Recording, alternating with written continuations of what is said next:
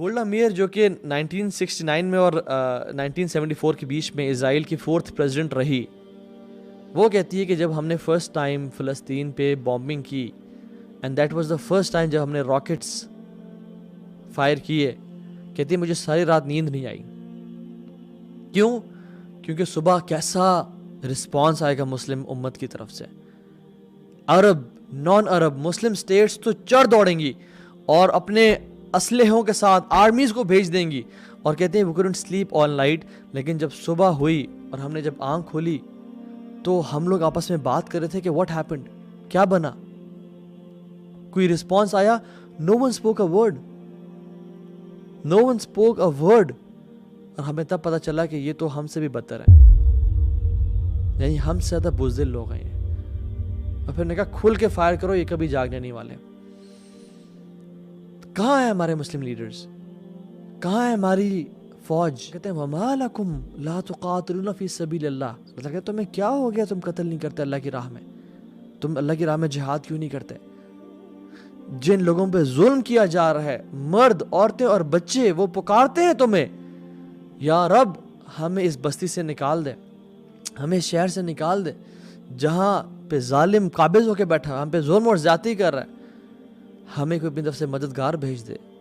وہ ہمیں پکار رہے ہیں اس ٹائم، وہ ہمیں آواز دے رہے ہیں اس ٹائم، اور ہمیں سانپ سون کے بیٹھا ہوا ہے. واللہ یہ آزمائش ہم سمجھ رہے ہیں کہ ان پہ ہے، یہ آزمائش ان پہ نہیں ہے، یہ آزمائش ہم پہ ہے. جو انسان میوزک نہیں چھوڑ سکتا وہ الیکسا فتح کرے گا، جو نشے نہیں چھوڑ سکتا وہ الیکسا کو فتح کرے گا، جو حرام ریلیشن شپ نہیں چھوڑ سکتا وہ قدس کو جا کے کانکر کرے گا، وہ اللہ کے راستے میں لڑے گا. It is time to leave the life of sins. Wallahi, if this does not wake you up, what will? Nothing else will. This should wake you up. This is the time.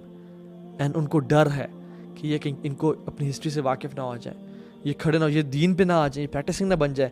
The best response to them is leaving the life of sins. اللہ کی نافرمانی کو چھوڑ دیں اور کھڑے ہو جائیں. یہ وہ ٹائم ہے، اور اپنی ایک ریولوشن لے کے آئیں اپنے آپ میں، اپنی لائف میں، اپنے بچوں میں، اور اللہ سے وعدے کہ یا رب ہم نے نور الدین زنگی بننا ہے اور ہمارے اولاد نے صلاح الدین ایوبی بننا ہے انشاءاللہ. کیونکہ definitely the change has to come over time.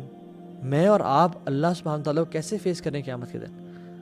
ہم کس چہرے کے ساتھ جائیں گے اس دن اور کہیں گے یا رب ہمارے ہی دور میں یہ سب ہوتا رہا لیکن ہم کچھ نہ کر سکے.